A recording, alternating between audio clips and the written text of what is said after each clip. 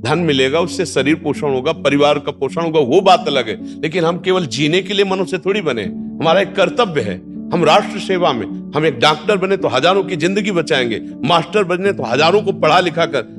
आज नहीं पकड़े गए तो एक दिन पकड़े जाओगे, तो न परिवार तुम्हारा तुम्हारे पास रह पाएगा और न तुम परिवार के पास रह पाओगे, फिर बहुत बुरी तरह तुम्हारी दुर्गति होगी। नहीं होगी? आप देखो ना, हमारे माँ बापों को ही नहीं पता था कि हमारी जीवन कैसे बनेगा, लेकिन आपने जो हमारा जीवन सुधारा है ना, वो हमारा जीवन नहीं, हम सब भारतवासियों की ऋणी है जो हमारी बात मान रहे हैं। हम धन्यवाद उनको देते हैं जो हमारी बात मान रहे। हाँ बाबा जी, हम नेपाल से भी मान रहे हैं बाबा जी। महाराज जी, अब तो बच्चे भी आपके गुणगान गाते हैं जी। देवल जी, राधे राधे। इनका इसी के साथ का एक क्वेश्चन है। महाराज जी, आपके चरणों में कोटि कोटि प्रणाम। महाराज जी, पढ़ाई क्यों आवश्यक है? क्योंकि अभी हमें यही सिखाया गया है कि अगर पढ़ाई करोगे तो उच्च पद प्राप्त होगा, अच्छा धन कमाओगे। क्या धन कमाना ही पढ़ाई करने का लक्ष्य? नहीं नहीं, बहुत सुंदर है पढ़ाई पढ़ना। अच्छे पढ़ लिख करके अगर मास्टर बने, डॉक्टर बने, कुछ भी बने, तो आप हमारे राष्ट्र सेवा करेंगे।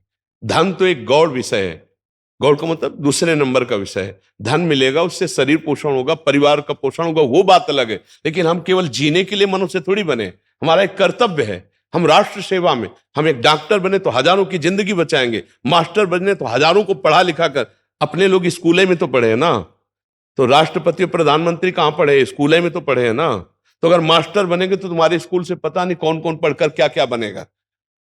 आप कुछ तो बनेंगे ना भारत के, कुछ तो होंगे, एक हिस्सा तो होंगे कहीं ना कहीं समाज सुधार के। तो उसका लक्ष्य क्यों ये रखे कि धनी लक्ष्य है, राष्ट्र सेवा लक्ष्य है? आप कुछ, एक किसान है तो 100 मन गेहूं पैदा करता है, 100 मन थोड़ी खा जाता है, वो समाज की सेवा में जाता है। भले अर्थ लेता है, लेकिन अर्थ बात अलग है। अर्थ खाओगे क्या? खाओगे तो अन्न ही ना। तो वो पैदा करता है मेहनत से, तो राष्ट्र का सेवक हुआ कि नहीं हुआ? एक चंद रुपए मेहनत बलपूर करके अन्न पैदा किया, और बड़े बड़े सब देश विदेशों में अन्न जाता है, लोग खाते हैं। हर व्यक्ति का राष्ट्र सेवा में योगदान है। तो हम राष्ट्र सेवा की भावना रखें, समाज सेवा की भावना रखें। समाज में भगवान विराजमान, उन्हीं की सेवा के लिए धन की प्रधानता क्यों रखे? और जो धन की प्रधानता रखता है वो बड़े बड़े पदों में जाकर भी भ्रष्ट हो जाता है, नष्ट हो जाता है, जेल भोगता है, कोई भी हो।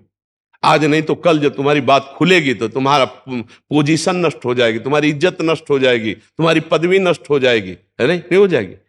तो आप ये समझो, धन की प्रधानता रखना हमें तो नहीं अच्छा लगता। पढ़ लिख करके बड़े बड़े ऑफिसर बनते हैं, हमारे राष्ट्र सेवा में है, प्राणों की बाजी लगा देते, तो धन ही प्रधान हुआ क्या? धन प्रधान होता तो फिर प्राणों की बाजी क्यों लगा देते? तो मुझे लगता है धन की प्रधानता नहीं रखनी चाहिए, कर्तव्य की प्रधानता रखनी चाहिए। धन तो मिलेगा ही, धन तो मिलेगा ही, परिवार कैसे चलेगा, शरीर का पोषण कैसे होगा? तो उचित धन तो मिल ही रहा है। लेकिन हम बेईमानी, अधर्म पूर्वक धन कमाने की चेष्टा न करें, अपने कर्तव्य का पालन करने की। कर्तव्य का जो पालन करता है तो ईश्वर उसके चरण चूमता है, और जो ईश्वर के लिए जाता है वो कर्तव्य को खो देता है। जो कर्तव्य को खो देता है वो समाज के लायक नहीं रहता, समाज के लायक, मुंह दिखाने लायक नहीं रहता। जो अपने कर्तव्य से चूक जाता है, नहीं, आप विचार करके देखो, आपको तो सब समाचार सुनने को मिलते हैं, कौन कहां भर्ती हो गया, कौन कहां बंद हो गया, कौन कहां हो गया। क्यों? कर्तव्य से चूक हो गई। आप अपने पद का दुरुपयोग कर दिए, आप कर्तव्य, आज जो संतों की वाणी में कह रहे थे, जो अधर्म पूर्वक धन लेकर के और अधर्म पूर्वक अपने पद का दुरुपयोग करता है, वो कुछ भी कर ले, वो विपत्ति में फंस, 6 प्रकार से विपत्तियों में फंसा जाता है। आज उसकी चर्चा हुई थी, उसमें अगर जो सत्संग सुबह सुने होंगे तो उसमें चर्चा थी। तो हम धन की प्रधानता रखने में बिल्कुल हार जाएंगे, बिल्कुल हार जाएंगे। जो धन की प्रधानता के लिए नौकरी करता है, धन की प्रधानता के लिए पद, वो कर्तव्य का पालन नहीं कर सकता, वो चूक कर देगा। 2 आदमी आए, उसमें एक गलत है, एक सही है। जो गलत है, धन की प्रधानता यदि आप रखते हैं तो आपको 10 लाख रुपया देगा, वो कहेगा हमको छोड़ दो, उसको बंद। आप ऐसा कर दोगे, जब आप ऐसा कर दोगे तो आप गलत हो गए। आज नहीं पकड़े गए तो एक दिन पकड़े जाओगे, तो न परिवार तुम्हारा तुम्हारे पास रह पाएगा और न तुम परिवार के पास रह पाओगे, फिर बहुत बुरी तरह तुम्हारी दुर्गति होगी। नहीं होगी? आप देखो ना, कर्म ऐसा बिगड़ जाता है जो ना खुला होने पर भी आपको दंड दे देगा। कोई चूक है, कोई कर्म है जो हमको दंड देता है। इसलिए हमको बहुत सा धन की प्रधानता नहीं रखनी, हमें धर्म की प्रधानता, कर्तव्य की प्रधानता रखनी। तो नमक रोटी खाओगे तो भी चौड़ी छाती करके आप समाज में जियोगे, और अगर रबड़ी रसगुल्ला खाने के चक्कर में पड़ोगे तो 1-2 बार में कहीं ना कहीं पकड़े जाओगे, फिर वो ठीक नहीं है। तो धन की प्रधानता क्यों रखे भाई? क्यों, आप बताइए ना। आप प्रश्न करता है, हम कह रहे धन की प्रधानता के लिए हम क्यों ऐसा लक्ष्य रखें कि हमारी पढ़ाई लिखाई का उद्देश्य धन। तो देखो ना, पढ़ाई लिखाई करके बहुत ग्रेजुएट होते हैं और अपराध के द्वारा धन कमा रहे हैं, अपराध कर रहे हैं, दूसरों के धन का अपहरण कर रहे हैं। बहुत वो देश सेवा में लगा देते, वही माइंड आप दूसरों की रक्षा में लगा देते तो कितने। तो हमें लगता है धन प्रधानता रखने से हमसे चूक हो जाएगी, हमारी पढ़ाई बेकार चली जाएगी, हमारा सब कुछ नष्ट हो सकता है। हम राष्ट्र की, समाज की सेवा की प्रधानता रखें, धन की नहीं। क्यों? हाँ, समाज की प्रधानता, ये समाज भगवान का स्वरूप है। धन तो मिलेगा ही मिलेगा। भाई हमारी सरकार नहीं दे रही क्या? उचित भरण पोषण की व्यवस्था सरकार भी कर रही, और कुछ कुल परंपरा से सबके कुछ न कुछ खान पान की व्यवस्था खेती की भी होती है। तो हम समाज सेवा करें, राष्ट्र सेवा करें, जिससे भगवान प्रसन्न हो जाए, धर्म की रक्षा हो, हमारा राष्ट्र समृद्ध हो, तो हम भी उसी में तो हैं, हम भी सुखी रहेंगे। और ऐसा क्या कि इकट्ठे हमने ऐसी गलती कर दी कि सब नष्ट भ्रष्ट हो गया। परिवार वाले पढ़ा लिखा कर गर्व करते हैं कि हमारा बच्चा अमुक जगह है, और जब बच्चा से गलती हो जाती तो ये बोलना मुश्किल हो जाता है कि हमारा बच्चा अमुक जगह था। रिश्ते नाते परिवार सबके मतलब चेहरे उदास हो जाते हैं, और वो उसका स्वयं जीवन संकटपूर्ण फंस जाता है। इसलिए बहुत धन की प्रधानता ना रखा जाए, धन तो मिलेगा ही, अपने कर्तव्य की प्रधानता रखी जाए। समाज सेवा, राष्ट्र सेवा, धर्म पूर्वक कर्तव्य का पालन, तो समाज सुखी हो जाए। ठीक है ना भाई?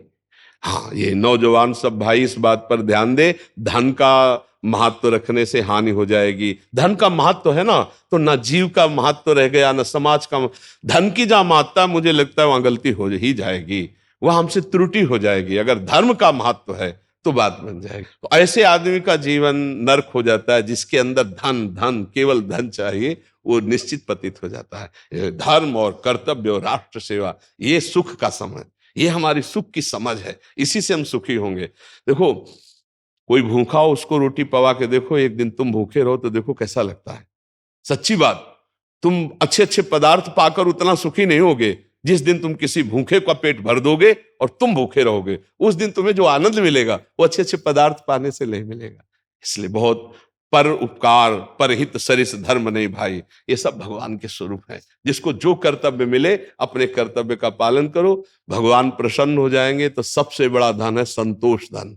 हृदय में चैन है, शांति है, संतोष है, आप सुखी हो। संतोष नहीं तो अरबों रुपया तो भी कुछ नहीं, कुछ नहीं है। रुपये का बहुत बुरी तरह नाश है, बहुत बुरी तरह नाश। अगर बुद्धि नहीं है, ठीक से दिमाग नहीं काम कर रहा है, तो रुपये के लिए अपना नाश, और रुपया आ भी गया तो बहुत बुरी तरह नाश।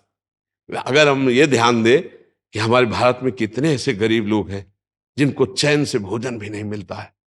धन का सदुपयोग ये है कि हमारे कितने गांवों में ऐसे गरीब भाई हैं जिनको मिर्च और रोटी पेट भरने के लिए नहीं। आप सच्ची मानना, अगर हमारे भारत का धन भारत में ही रहे और भारतीय ऐसे नागरिकों को जाए तो आशीर्वाद देते कि बेटा और बहू तुम्हारे सुखी रहे, तो हमारी तो बात थोड़ा कम अच्छी लगेगी सबको। सही सारे चल रहे हैं, जितने भी आपकी बातें हैं सब सुधर रहे हैं, जिंदगी बन रही है सब।